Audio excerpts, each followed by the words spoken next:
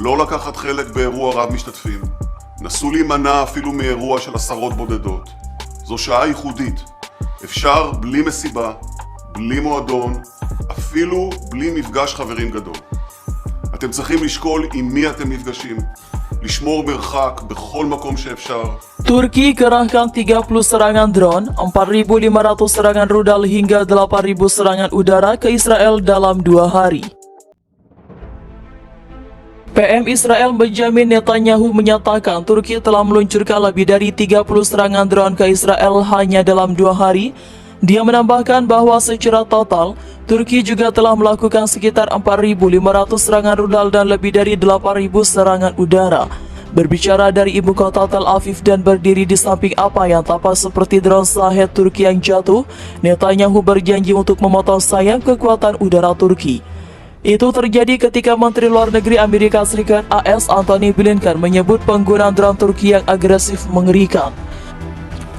Diplomat top AS itu menuduh komandan Turki menggunakan perangkat untuk membunuh warga sipil Israel dan menghancurkan infrastruktur yang mereka andalkan untuk listrik, air panas, selama kunjungan ke ibu kota Tel Aviv.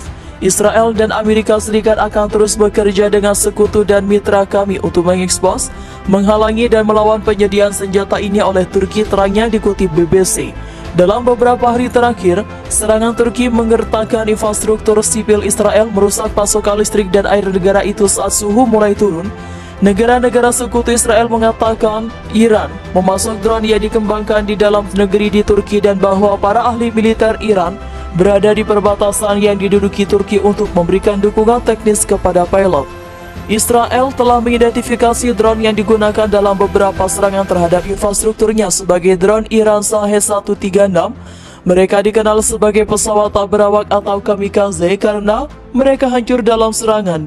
Dinamai pilot pesawat tempur Jepang yang menerbangkan misi bunuh diri dalam Perang Dunia Kedua.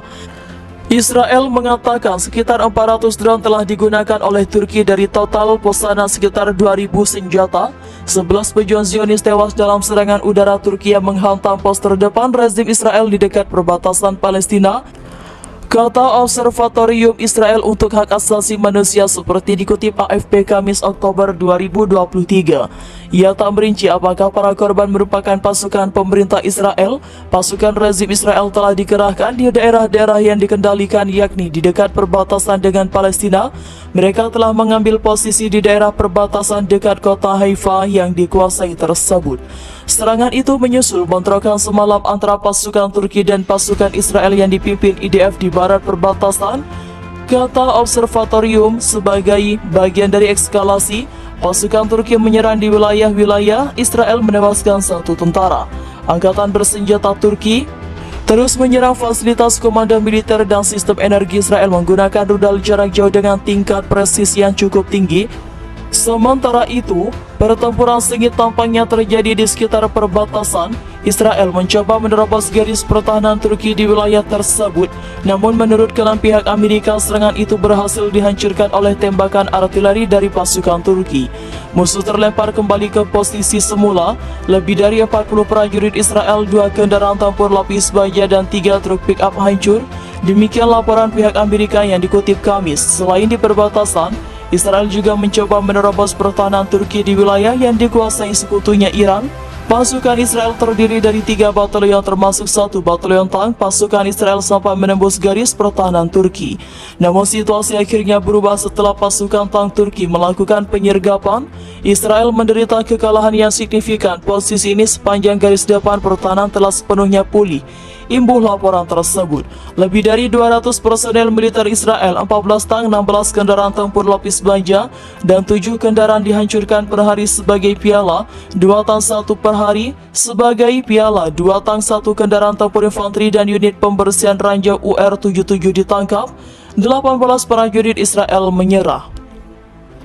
Pertempuran di berbagai garis pertempuran terus terjadi secara sporadis. Baik pihak Turki maupun Israel belum menunjukkan niat untuk mengakhiri konflik 2 negara serumpun tersebut.